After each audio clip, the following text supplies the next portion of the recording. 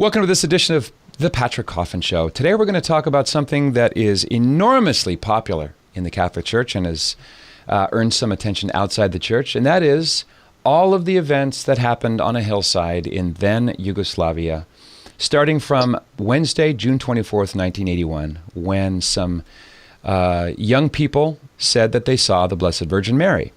In Croatian, the Gospa, or Our Lady.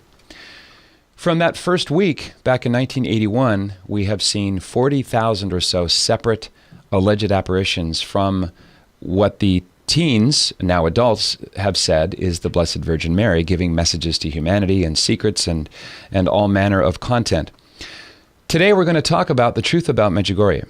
And here's what we're not going to do. We're not going to attack or mock the simple faith of people who've encountered Christ there, who've come back to the church, who've even found their religious vocations. All we're going to do is something very discreet and very simple, and that is talk about the historical context of the relationship between the Franciscan order and the local Catholic bishops there in the diocese of Mostar Duvno, which is the governing diocese of the hamlet, Medjugorje. And we're going to review some of the official documents of the Church and provide some sense of framing in context of all of this marathon of decades of messages. We'll talk about the content of the messages and just provide you with information I'm fairly certain you've never heard before, or if you have, you've heard a half-true version of them. So today, the truth about Medjugorje. My name's Patrick Coffin. This is the Patrick Coffin Show. We'll do it in two parts with our guest, historian Donal Foley. Don't miss it. Coming up straight ahead.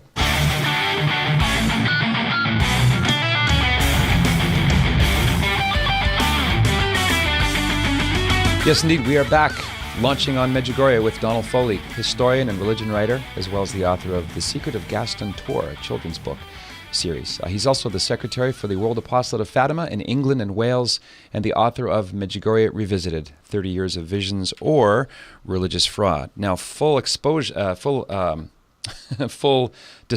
I wrote the preface to this book. I want to show it up there. You can get it at patrickcoffin.media, and I'm going to put some show notes. We're also going to be talking about another book by a Franciscan who was born and raised in Medjugorje, Father Ivo Sivrich. Donal Foley, it's an honor to have you on the show. Thanks for being with us. Thank you very much, Patrick. Yes, I'm happy to be here. And I was happy that you asked me to write the book because I'd never encountered such a charitable, fact-based, meticulously researched account going back to World War II and the Serb-Croatian backdrop of warfare and nationalism and so on. So thanks for writing the book and then taking the time to write another version, an updated version. So thanks for your work on that. Thank you, Patrick. Yes, I felt it needed a full overview of the whole thing so that people can have a better understanding. So that was what I was thinking of. There's not much in it to talk about this for you and me. I've done some Google searches online, and the people who run the movement, who have a vested, including a financial vested interest in it, really do not like you. They don't like me very much either. And I'm called I'm anti-Medjugorje, or I'm a fierce opponent. This is something that can lose. You can lose speaking engagements over. You can make people very, very angry by simply saying you stand with the Church and the teaching and the position from the beginning of unapproval. This is an unapproved apparition. So maybe the first premise we can start with is, if even Lourdes and Fatima or any approved apparition is not strictly binding on the faithful, an unapproved apparition is certainly not binding. So let me ask, this is a long-winded way of asking you, when you first got interested in Medjugorje as a phenomenon, how you heard about it, and whether or not you've been there. Yes, well, I went there in 1988, having previously gone to Fatima in sort of about 3 or 4 years before that. Mm-hmm. And I was actually out of the church in the sort of until the early 80s. And going to Fatima was a sort of life-changing experience for me, really. I took part in a walking pilgrimage, and it was just such a wonderful experience. That's what really got me into Fatima. Mm-hmm. Then, in 1988, I went to Medjugorje because I, like most people, I suppose, at the time I'd heard about it. But I didn't really know enough about apparitions to really have a good judgment about the whole thing at the time. And I went there and I just felt something wasn't quite right. I just sort of couldn't put my finger on it. But then sometime after that, then I wrote the big book about Marian apparitions and going through the approved ones. And when I was doing that, I gradually came to understand how there was a sort of pattern to the apparitions, the approved ones. The like, approved ones, Fatima, Fatima Lourdes and Guadalupe and so on. And then after I'd done that, then I was looking more at the sort of unapproved ones. And then I realized Medjugorje was the sort of biggie, which I needed to sort of properly look at. But I went into it thinking, I just want to know what the truth about this is. Is it true or not? And that's how the whole thing of the book came about, just from that. I wanted to just see for myself, examine it and see what the reality was. I'm also going to put a link to your book on Marian apparitions. It's an excellent overview of the criteria the Church uses to determine and discern, the truth behind it, independent of any emotional or subjective convictions that people have. Because I've noticed this about you and I spoke off the air about the three kinds of people who are listening and watching right now.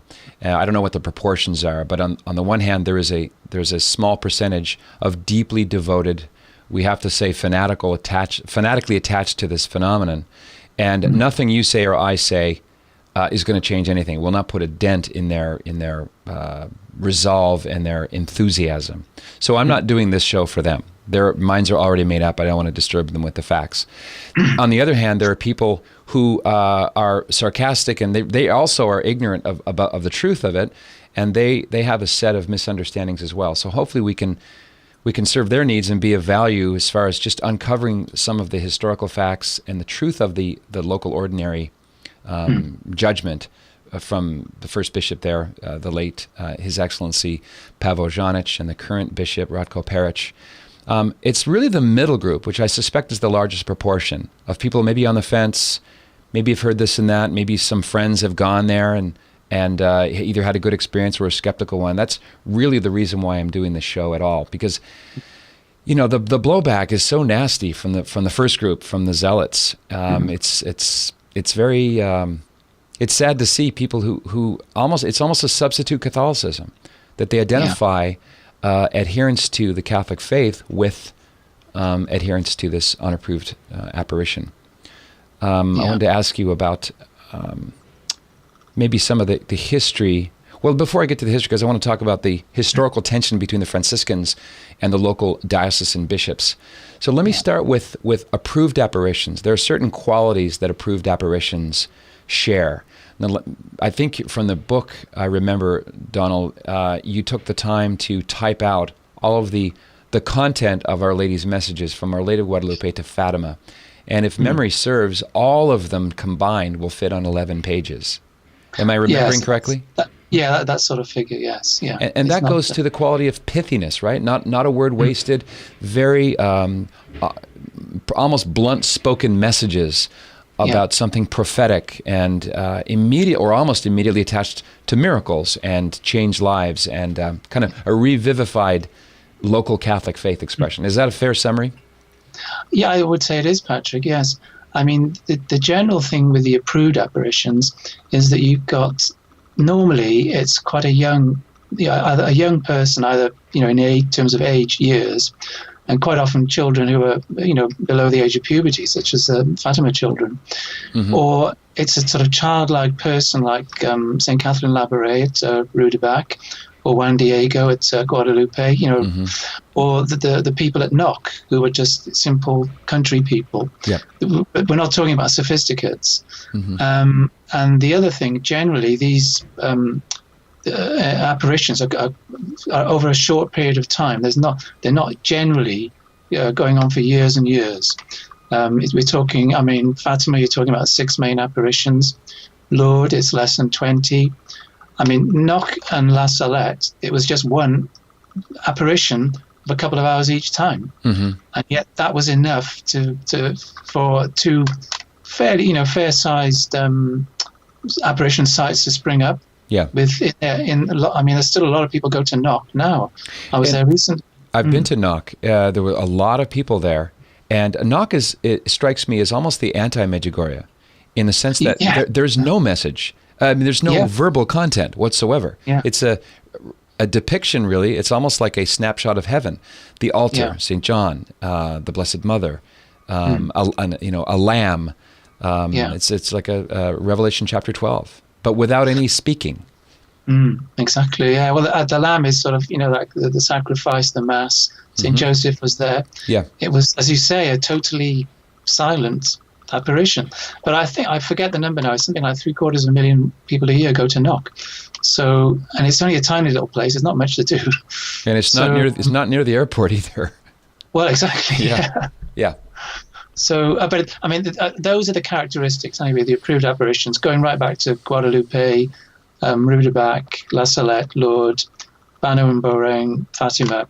All the big important apparitions have got that sort of quality of not many apparitions, youngish people, and as you say, a very pithy, condensed sort of message. So that's the picture, really. Let's press the rewind button and go back to the massacres during World War II and following on the other side of Podbro Hill there, outside Medjugorje, and how the area is known as a place of folklore that I'd have to say is marinated in occultic images and memories and kind of blood vengeance between Serbs and Croats. Yeah. Talk a little bit about the historical backdrop in the decades leading up to the claims of 1981. 91. Well, I suppose in a sense you've almost got to go back centuries really to try and put the whole thing in context, because that area was conquered by the Muslims, and so that was where the Franciscan connection comes in, because they were the only ones priests allowed to stay there. So this very close bond grew up between the people and the Franciscans. Then in the 19th century, when the Habsburg Empire sort of pushed the Muslims back, then they wanted to have a proper hierarchy, but the Franciscans resisted. And this resistance has gone on almost up to now, not wanting to give the parishes back. But at the same time, then you've got a whole, the whole Yugoslavia thing, the Serbs, the Croats, the sort of divisions. But just a point to make is, going back 500 years, there was a sort of it was a very primitive sort of religion, and they were worshipping a thunder god. This is with Krizovac and it was, that whole business. So, and then there was sort of ancestor worship mixed in with it. And one of the fallout, if you like, from the Muslim occupation was that their vendettas started to grow up, because people were, family members were being attacked by the Muslims, and they would betray people. And there was this whole sort of thing of vendettas and clan warfare almost. Yeah. So there's a very, very messy background to the whole thing, which most people are just pilgrims, are just totally unaware of. So they're coming. Yeah. Okay. Sorry. Well, how did this culminate in 1975 or so with Paul VI? And this is a very important directive that was ignored and mocked and derided. What was that conflict over? That was essentially over this business of the parishes going back to a normal hierarchy, so that the country could have a normal church life, rather than having the Franciscans running, half the parishes or even more. And they were resisting, and Pope Paul VI issued a decree, Romanus Pontificibus, and this ordered the Franciscans to comply with what was required of them. And it wasn't until the late 90s that they started to sort of come into the thing. But I mean, it means you've got an entire province who is sort of in active disobedience towards a demand of the Pope. So that's serious. That's a serious thing. But to come back to your earlier point, about the massacre, that was at the time in the Second World War, when the Ustaša were in charge, and there's a Croat sort of militia or the government, and there was a terrible massacre of Serbs, actually, as you said, just not a stone's throw away from Medjugorje. And that, and perhaps we will discuss later on, about the sort of possible diabolical element, but I think that that's an element there which it needs to be taken into consideration, definitely.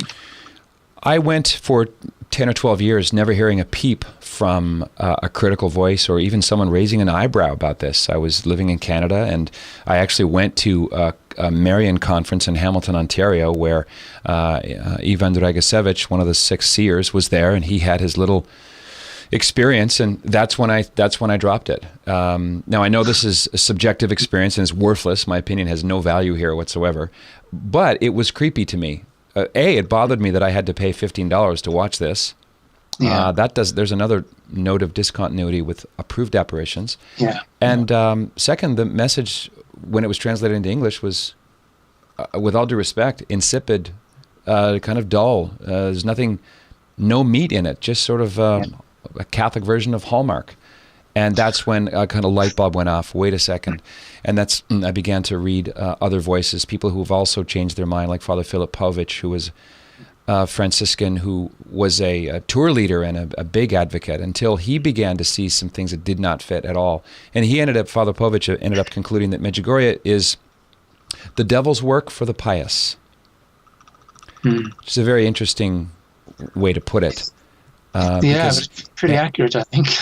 Well, I want to get into the first week, but before I do, I wanted to ask you about the first bishop, Pavel Janich, was initially also supportive. He was a very Marian bishop. I understand he led 11 pilgrimages of his pilgrimage flock to Fatima 11 times.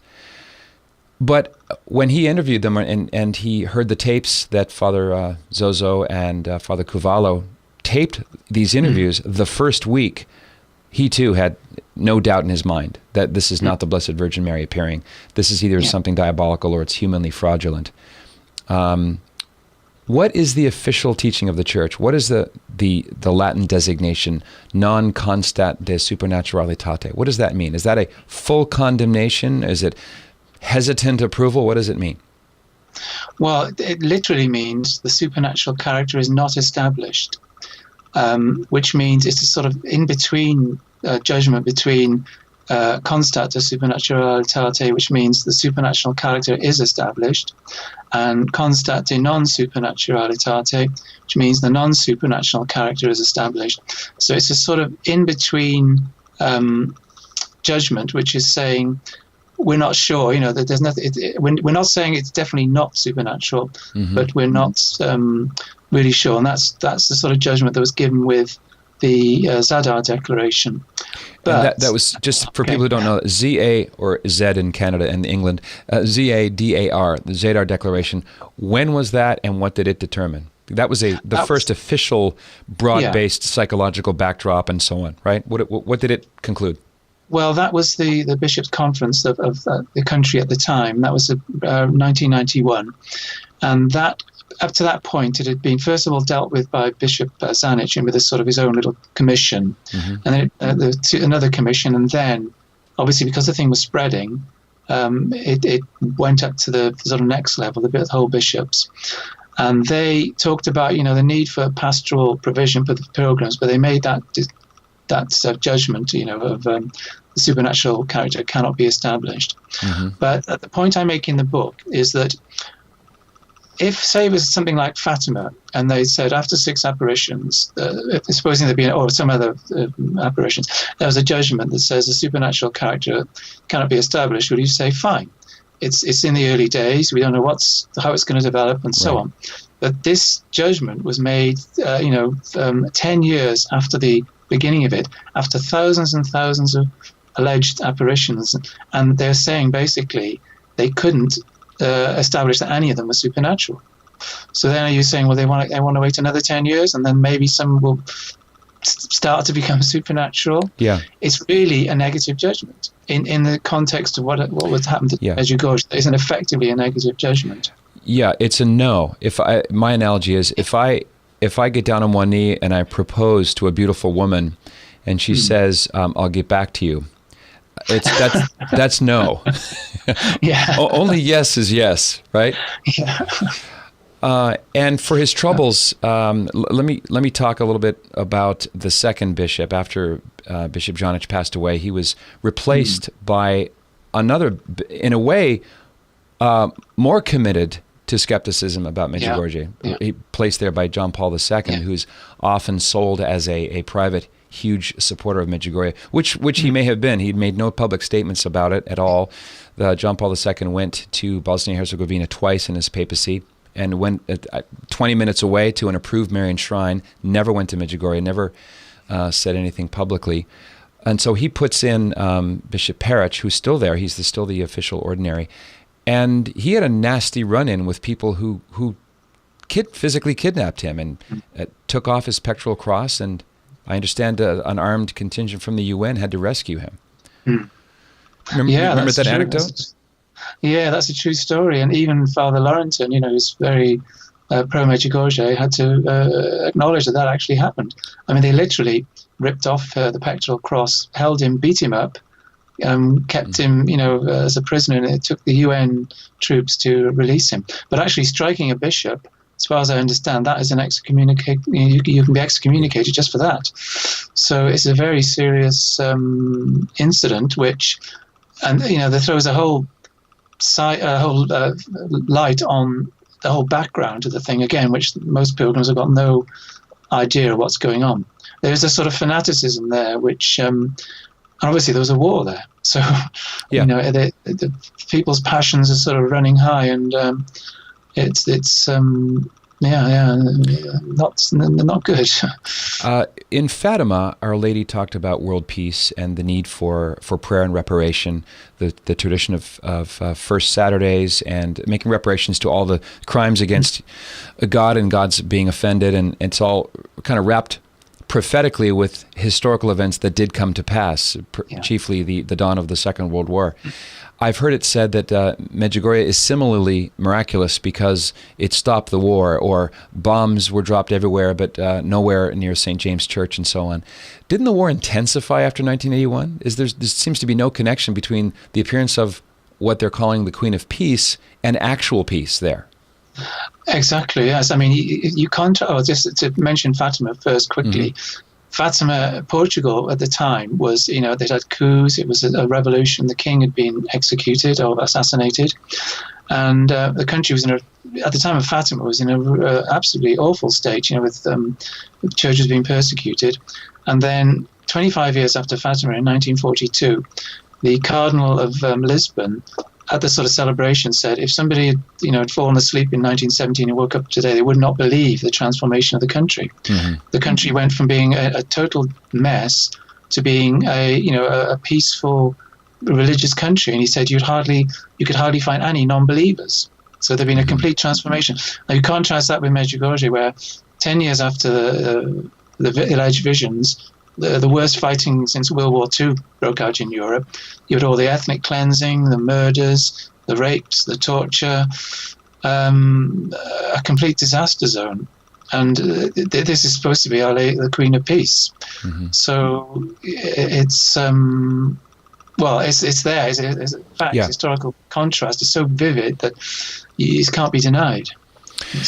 What are some more similarities that are shared among unapproved apparitions? I could mention Neseda in Wisconsin, Bayside, New York, the Holy Love Shrine in and around Cleveland or Cincinnati. I think it's Cleveland. All of which were unambiguously condemned by the local bishops. They still have websites. Pilgrims still go there. They still say there are good fruits like conversion and confession and so on.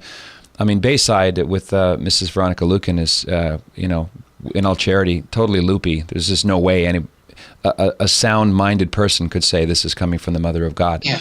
I'm very interested in the description that the seers give of the appearance of the gospel in these experiences, dating from the first month, the first week, in fact. This comes very clearly in the transcripts of the interviews that their spiritual directors gave at the time with the teens. Not only can they not get their story straight, the appearance that they describe is frankly bizarre, that Our Lady, you touch her garment and it's like steel.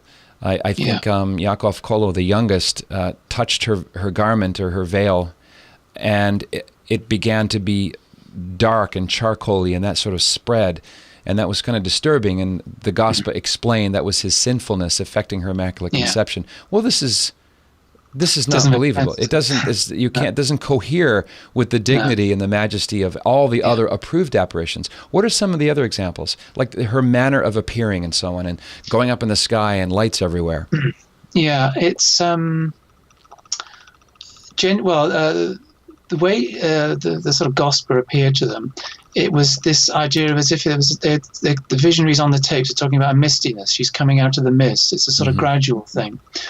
Now, if you contrast that with the genuine apparitions, with sort of Fatima Lourdes and so on, there you get this very clear thing that the vision they see is there sort of instantly. They look, and the Fatima children, they were playing. They turned round, and Our Lady was there on the home oak tree. Same with Saint Bernadette, and there's this quality of it's immediacy. It's there. Whereas in Medjugorje, it's a sort of gradual, slowly developing thing. And what I compare it to within the book, it's like this idea of somebody looks into a crystal ball and they see a cloud, and gradually the thing clears, and they see whatever they see. Something evil, obviously. Yeah. So that's one of the problems with it. The other problem, the more general problem, is often with these things, you're talking about these alleged visions going on for years and years and years. So, Garabandal was about 4 years, Medjugorje, now we're into year 36, or 37, 36. And there's that, this sort of length. Nasida, I think, was a similar quality. You've got other various things like, the rosaries changing colour and so on. Yeah. But those are the sort of things, and as you said, the business with, touching Vitska touching Our Lady, her fingers bounced off as if she was made of steel. And then the vision they saw, the gospel, was holding a baby and then hiding the baby from them. And then just the thing she said as well, there was no message really during the first week. So there's so much, which is actually, Father Zovko said the same thing. Yeah, so what's the message? We don't know. In fact, I think they said the gospel doesn't seem to know. No, that's right. Well, Father Zovko was sort of saying, well, what sort of gospel is this? She's like a child. She doesn't know anything. So he was frustrated because he was, at the time, obviously, you get thousands and thousands of people coming there. The authorities were on his back to sort of do something about it, to move the whole thing into church so it could be controlled. And that's the reason why it moved into the church. Because of the threat of the communist persecution? They just wanted this shut down or controlled or corralled in some way? They were putting pressure on Father Zovko to move the whole thing into the church so that it could be controlled. That was the communists were terrified that the thing would get out of control, and eventually what did happen, that the Croatian nationalism was sort of inflamed, and then the whole thing, the country started to fall to bits. So their fears were sort of well founded, but so the apparitions, which were preset, pre-announced, as it were, 6:40 p.m. Everyone knew beforehand this is going to happen, and such. And apparently, to this day, wherever the seers are, the gospel allegedly appears to them. I remember watching video footage about the time that I had seen the Medjugorje seer in Hamilton, and it was filmed by our mutual friend Louis Belanger, a Canadian professor, and he filmed them in their ecstasy, and he was fascinated by the claim of Vitska that whenever they're in their apparition mode, if you will, they see nothing, absolutely nothing, they hear nothing except the Gospa speaking to them. There's no awareness of anything else in their field of vision. So he had an assistant do this, with the old Three Stooges gesture of the two fingers to kind of go to poke Vitska, and she did what I would do. She moves her head. Yeah. And then the apparition's over, and the prayers are finished, and a few minutes later, Vitska comes up with a priest who's now actually out of the priesthood, who was one of their leaders at the time, explaining, with subtitles, you can look it up on Vimeo, that she doesn't remember anybody's fingers, she doesn't remember that, but she did say that during that apparition, the Blessed Mother appeared to be dropping the baby Jesus, and she felt that she needed to help her, have baby Jesus not hit the ground. That is the official account of her explanation of her jerking her head back. I mean, this is it's another example of things that most people have never heard before. Exactly. I mean, that's something people should take the time to look at because it's so obvious. Yeah, But I'll link it on my site. Yeah. The thing about it is that if she just said nothing, then it would have probably been passed by because, people would say, well, she was in a sort of trance and she moved back. But then to come up with that explanation about Our Lady dropping the baby Jesus really demonstrates that there was a sort of orchestrated response. We've got to find some explanation for that. But it's just a typical, a good example of how the whole thing is not supernatural. Donal, we could go for 9 or so hours just on the heretical content and kind of the insipid nature of so many of these thousands and thousands of messages. Can I bring up one example? Because I think it's a prominent one that's it's disturbing to read, but since it happened at first as an anecdote, but then in Vitska's diary, she's the main leader, by the way. I don't know how to pronounce her surname. She, at the time, was sort of the de facto spokesperson for the seers. Now, this is from her diary, which is published, and she's relating events on Friday, September 4th, 1981. This is the 72nd apparition. So this is, 77 apparitions is a lot, or 72, that's a lot. But we're talking over against 40,000 plus. So this is really at the beginning. Yeah. I'm normally allergic to reading on the air, but I think it's worth it here. She says, today we waited for the Gospel at Maria's, another one of the seers. I, Maria, Ivanka, and Yakov. At 6:20, we began to pray. The Gospel came immediately, she says. We asked about the Franciscans, the sisters of the parish, and those who are coming here, and the Gospel said that they should come in greater numbers, that they should pray more and also thank God. We asked about the story of a man who had seen Jesus on his way when he was taking some people to their destination. He, the driver, met a man all bloodied. That man was Jesus. Jesus gave him a bloodied handkerchief and asked him to throw it into a river. Driving further on, he met a woman. And that woman, dressed all in black, was the Blessed Virgin Mary. And she asked the driver to hand the bloodied hanky over to her. The driver offered her his own hanky, but the Gospel, allegedly the Blessed Virgin, wanted the bloody one. When the driver gave her the bloody hanky, the Gospel said, "If you had not given it to me, that would have been the end of the world." The Gospel said that was the truth. September 5th, I'll just do one more here. We waited for the Gospel at Maria's. As soon as we started to pray at 6:30, she greeted us with praise to be Jesus. We mentioned the sick, and the Gospel began to talk, and we listened to her. She mentioned what would happen if the people would not turn away from sin. Now, this is a quote from the Gospel, allegedly. The other day, you were within a hairbreadth of destruction. In a minute, I have saved you from destruction. She spoke about the sign. If it continues this way, we will never see the sign. So here's a kind of, first of all, frankly, bizarre anecdote about a man covered in blood and a woman dressed in black and a bloody hanky, and if you didn't throw the hanky in a river, the world would end. Really? I think a lot of people see that as a major deal breaker, since it was doubled down in print as being accurate. When you discovered this anecdote, what was your reaction? It's just the same, Patrick. It's just a sign of Vitska's sort of very fertile imagination. But I think also it's a reflection of sort of the folk tales and stories that were in circulation, as you probably heard as a child. I think it's an expansion of that, which he somehow managed to introduce into the diary. Unless there was some sort of diabolical involvement, which actually gave her that message, which is certainly possible.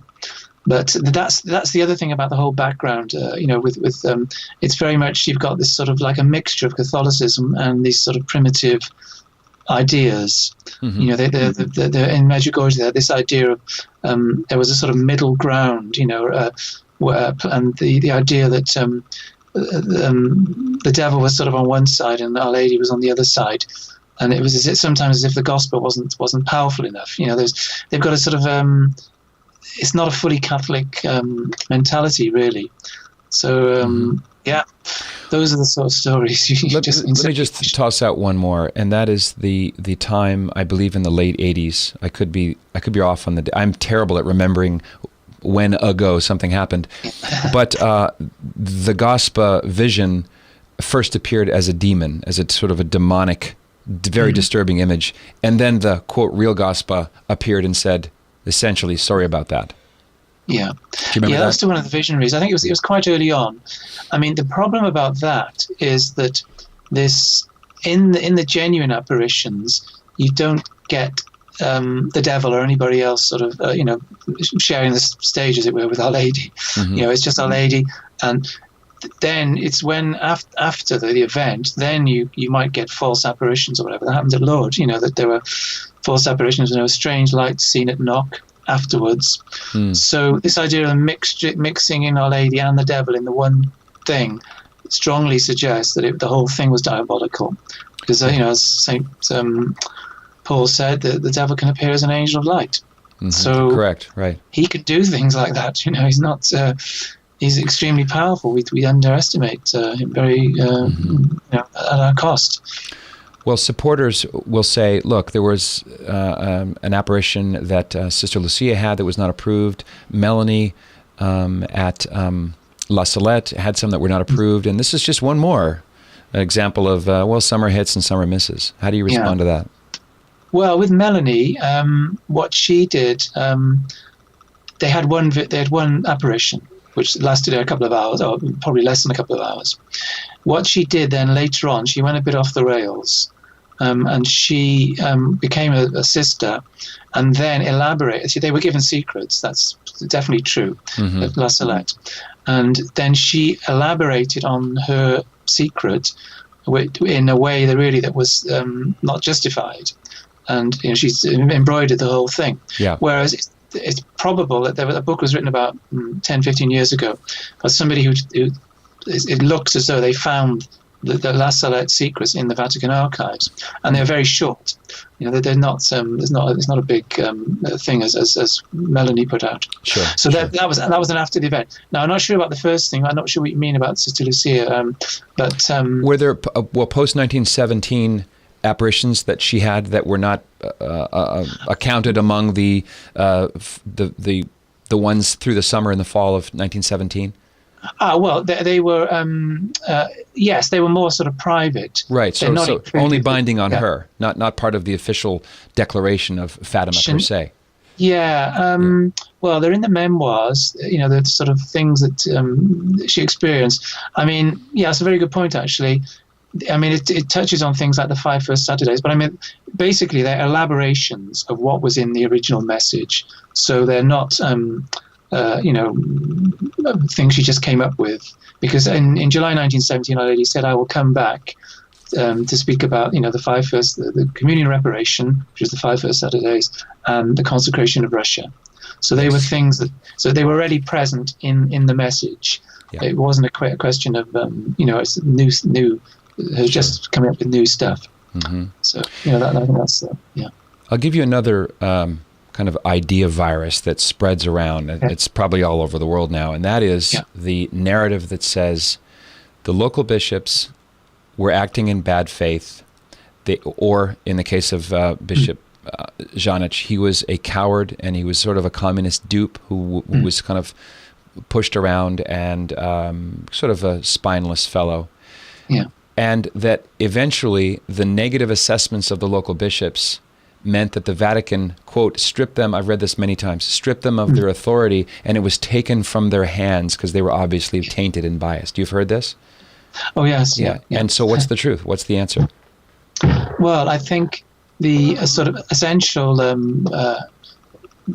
aspect of it is that when the Medjugorje started to grow in importance and became sort of more widely known, it started off with the local bishops looking at it. Then it went up to the bishops' conference within Yugoslavia, Bosnia-Herzegovina, and then it went up to the level, and then further and further up into the level of the commission, which we've got now. And that process is actually laid out in a document that was issued in 1978, Norma Congregatianis, and that gives this progression. That if the thing goes on a much higher level, then the local bishop is too, in a sense, too much for the local diocese to deal with, and it goes up to the next level and so on. Well, if I can just interrupt, if the local people said, okay, non constat to supernaturalitate, the bishop has spoken, the supernatural character is not established, okay, we quit. That would have short-circuited everything else that's happened since, right? If they had been obedient, there would be no need to take it to the next level of authority.